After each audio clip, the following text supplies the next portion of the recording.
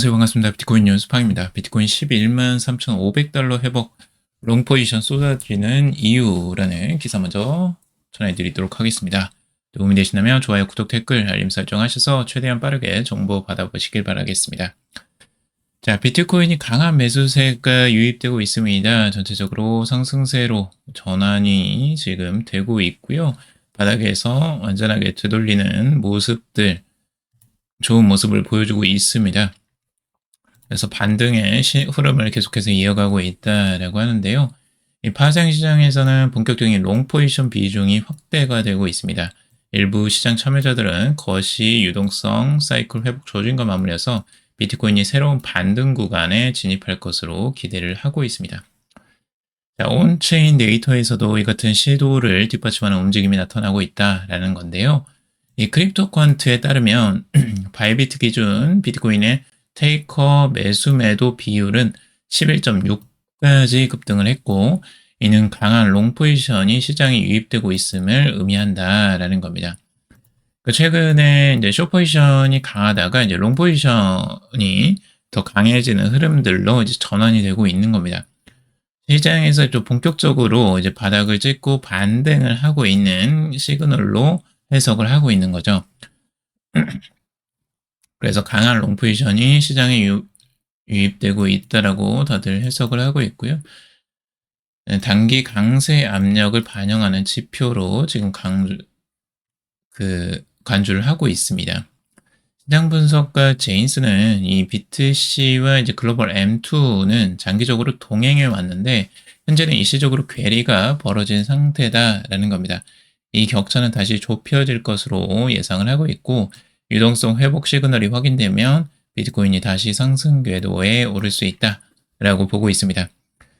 보시면 아시겠지만 이 유동성 지표인 M2의 상승이 크게 지금 나왔는데도 불구하고 비트코인은 계속 조정을 보여주고 있었죠.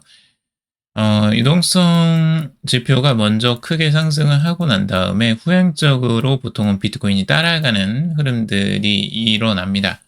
지금은 이제 동행하는 흐름들이 시간차가 있었지만 계속해서 나왔는데도 불구하고 최근에는 그 괴리가 오랫동안 지속이 되고 있다라는 거죠.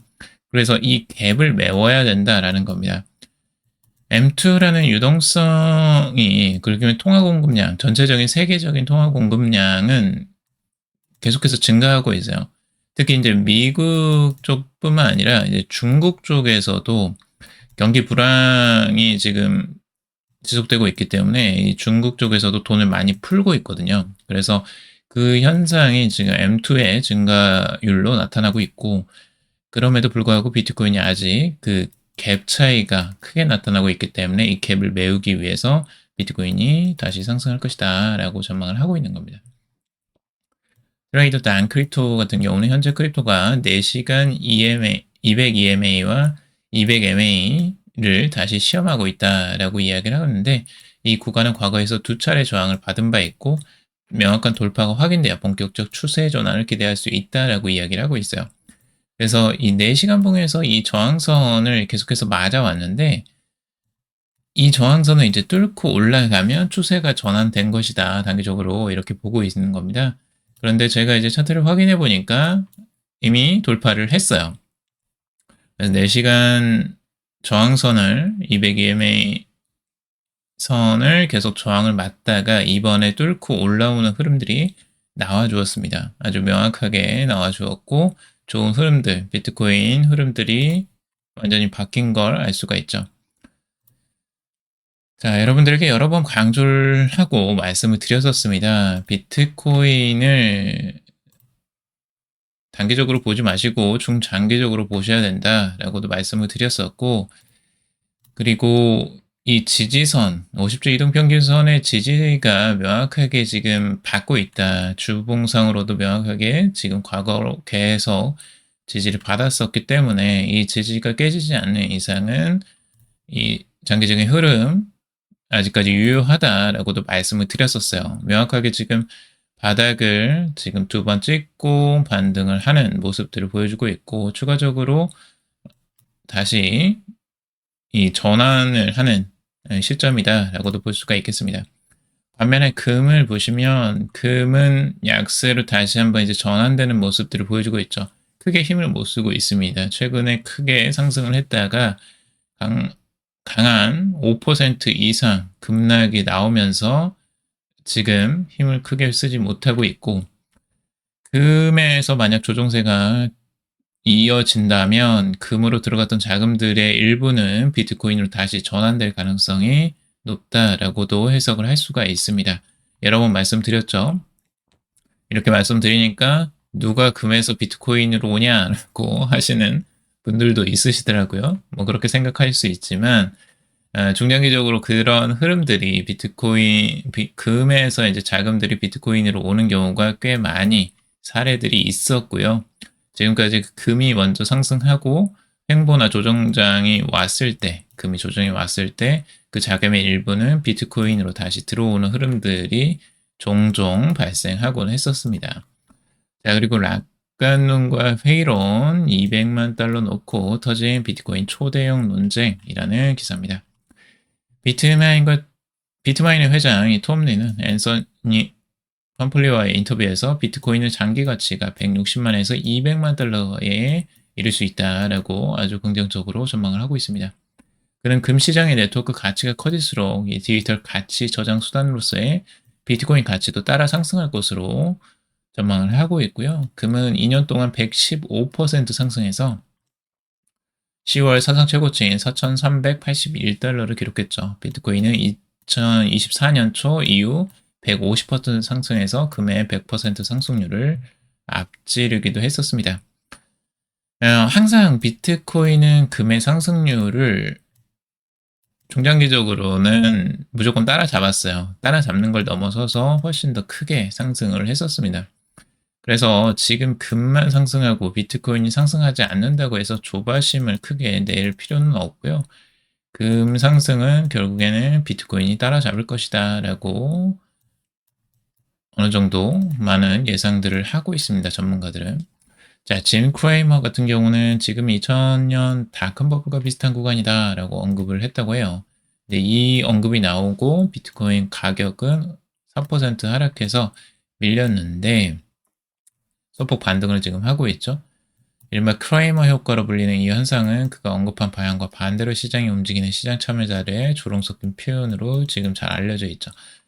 이게 이제 뭐 이렇게 예언을 하면 보통 이제 잘 맞지 않고 반대로 흘러가는 경우가 많은 예언가들이 좀 있어요. 우리나라에도 있다고 들었는데, 아무튼 이제 단기적인 흐름들이 과열 양상이 왔을 때 이제 그런 예언들을 좀 하시는 분들이 있는 거고, 그 예언이 보통 반대로 흘러가는 경우가 꽤 많죠. 그게 이제 고점에서 사람들이 이슈화 됐을 때 언급을 해야 해서 이제 조정이 나오는 경우가 있고요. 그리고 계속 이제 떨어지니까 떨어질 걸 추가적으로 더 떨어질 것이다 라고 전망을 해가지고 완전히 이제 바닥권에서 다시 반등을 하는 이런 흐름들도 나올 때가 많죠. 그래서 이 전망은 조금 조심할 필요가 있고, 이 전망을 우리가 받아들이는 입장에서도 좀 조심스럽게 봐야 될 필요가 있습니다. 네, 단기적인 흐름은 그런 흐름들이 많이 있으니까요. 그래서 중장기적으로 좀 멀리 보시라고 항상 말씀을 드리고 있습니다. 그리고 CLC 애널리스트 말드린 타이리는 비트코인이 200만 달러에 도달하면 시가총액이 약 42조 달러에 달해야 한다라고 하면서 현실성이 떨어진다라고 이야기를 하고 있어요.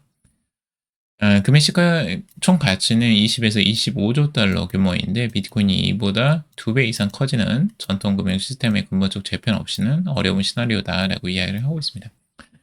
자, 그런데 이거는 좀 뭔가를 이해를 잘 못한 부분이 있어요. 그게 뭐냐면 중장기적으로 이제 돈이 풀리는 속도를 예상하지 못한 거죠. 실제적으로 금의 가치가 계속 이 상태로 머물러 있을 거라는 예상이에요. 그거 자체가 좀 잘못되어 있죠. 금의 시가총액도 가치도 계속해서 올라가고 있어요. 지금 원래 20조 정도, 20조 달러 정도였는데 25조로 올라오고 최고가에서는 뭐 28조, 29조 달러까지도 이제 막 가죠. 이렇게 이제 급상승할 때가 있습니다. 실제적으로 유동성이 금으로 이제 몰려들기 시작하면서 이런 가치가 총 가치가 이제 높아지는 현상인데요. 금이 이렇게 상승하면 비트코인도 결국에는 그 시가총액 이제 따라갈 수밖에 없는 거죠. 그래서 만약 금이 지금보다 이제 뭐 한두 배 좀 더 올라가게 된다면 비트코인도 충분히 그 가치를 따라잡을 가능성들이 있다라고 보고 있는 거죠. 자, 그리고 이제 백악관 AI 암호화폐 총괄이 이 미국 암호화폐 규제 법안을 올해 초당적으로 통과를 전망한다라고는 이야기입니다. 자, 코인베이스의 CEO 브라이언 암스트롱 같은 경우도 똑같은 이야기를 했어요. 미국 정부가 이제 암호화폐 시장 규제를 위한 법안 마련을 속도를 내고 있다. 이번에는 이제 데이비드 삭스 백악관 AI 암호화폐 총괄이 직접적으로 언급을 한 건데요. 최근 의회를 방문해서 상원 은행위원회와 농업위원회 소속 공화당 위원들 그리고 민주당 핵심 인사들과 법안 관련 논의를 진행을 했는데 양당 모두 건설적인 대화를 이어가고 있고 올해 안에 초당적으로 법안을 통과시킬 수 있을 것으로 기대를 하고 있습니다. 클래리티 법안이라고 해서 이제 이 법안 자체가 지니어스법 다음으로 이제 중요하게 지금 보고 있는 건데 암호화폐 시장 전반에 걸친 이 구조와 감독 체계를 명확히 규정하는 후속 입법이라고 보시면 됩니다. 이 법안은 이제 암호화폐를 증권 상품으로 구분해서 감독 기관 역할을 명확하게 하는 효과가 있고요. 거래소 등록 기준과 자산 운영 요건을 법제화하는 내용을 담고 있습니다. 기관 투자자들의 투자들이 이제 명확해지는 시기로 가는 거예요. 이렇게 되면 기관 자금들이 크게 이제 들어올 가능성이 높습니다. 지금은 이런 규제가 명확하지는 않아요. 스테이블법인 이 지니어스법은 통과가 됐지만 아직 이 법안 크리에이티브 법은 이제 통과가 되지는 않았거든요. 상원에서 지금 하원만 통과하고 상원에서 통과가 안 됐어요. 그래서 이게 통과가 돼야지만 이제 명확하게 이 규제가 나오는 거고 이래야지 기관 투자자들의 투자가 더 본격화될 수 있다라고 볼 수 있습니다. 그래서 시장 자금이 훨씬 더 크게 들어올 가능성이 있는 것을 볼 수가 있고 올해 안에 이것들이 통과가 된다면 암호화폐 시장에는 아주 큰 호재가 또 하나 열리는 거죠. 자, 그리고 역대급 자금 이동 블랙록 토큰화로 이 금융지형 바꾼다라는 내용이고 블랙록에서 68조 달러의 자금을 토큰화해서 전 세계 금융 시스템을 결합하려는 이 구체화된 전략을 지금 내세우고 있습니다. 단순한 자산 디지털화가 아니라 글로벌 유동성과 자본 흐름을 재편할 수 있는 구조적 변화다라고 이야기를 하고 있습니다. 블랙록은 이제 연금과 저축 자금을 인프라 투자로 흡수하기 위한 핵심 수단으로 자산 토큰화를 선택하고 있고, 지금 이번에 이제 퇴직연금 같은 경우도 미국의 퇴직연금 401k가 있죠. 401k를 지금 이제 암호화폐도 투자할 수 있도록 여는 이 행정명령을 트럼프가 이제 실제적으로 서명을 했죠. 그런데 이걸 이제 법제화 시키려고까지 가고 있어요. 그래서 법제화를 해서 이 못을 완전히 박아버리는 거죠. 그래서 퇴직연금에서도 무조건 들어올 수 있게 만드는 그 법안까지도 통과를 시키려고 하고 있는 건데 이렇게 되면 이제 연금에서도 암호화폐 시장으로 엄청난 자금들이 들어올 거고 이걸 이제 또 자산 토큰화를 시키는 겁니다. 블랙록 같은 경우는. 그래서 엄청난 시장을 열려고 하는 것으로 볼 수가 있어요. 그래서 블랙록 같은 경우는 이런 그 금융자금뿐만 아니라 전력망, 다리, 데이터 센터 같은 비유동 자산까지도 토큰화해서 소액단으로 분할을 하고 이를 거래 가능한 자산으로 전환을 시키는 거죠. 그럼 엄청난 유동성 자산들이 탄생을 하게 될 거예요. 그러면 이 유동성에 대한 수수료만으로도 블랙록은 엄청난 돈을 이제 벌어들이게 되겠죠. 이걸 이제 자산 유동화를 하면서 벌어들이는 수익들이 굉장히 클 것으로 보여지고 이제 개인 투자자 같은 경우도 상당히 투자 범위가 늘어나게 됩니다. 이런 비유동성 자산은 개인이 투자하기에는 굉장히 어려웠어요. 근데 이게 이제 투자가 가능해지는 거죠. AI 데이터 센터 같은 경우도 지금 이제 굉장히 많은 확장세가 일어나고 있고 성장하는 산업 중에 하나입니다. 근데 만약에 여기에도 투자를 할 수 있다면 개인들도 큰 수익을 또 얻을 수 있는 이 비유동성 자산에서 또 수익을 얻을 수 있는 기회가 열리는 시기가 오겠죠. 그래서 블랙록 같은 경우는 지금 자사의 위험관리 플랫폼인 알라딘과 통합해서 자산 토큰화에 대한 전 과정의 규제 보고와 리스크 관리 기능을 강화하고 있다라고 하고 있습니다.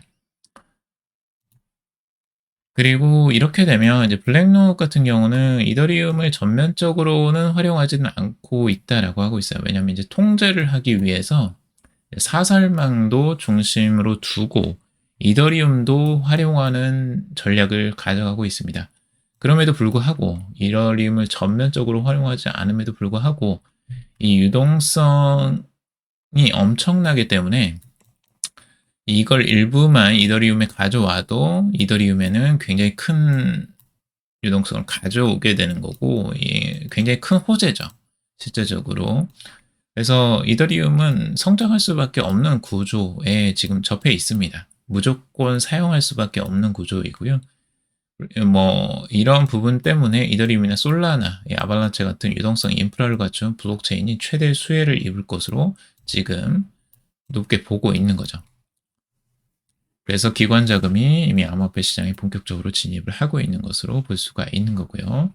자, 오늘 여기까지 정리해봤습니다. 여러분들 도움이 되셨길 바라고요. 도움이 되셨다면 좋아요, 구독, 댓글, 알림 설정하셔서 최대한 빠르게 정보 받아보시길 바라겠습니다.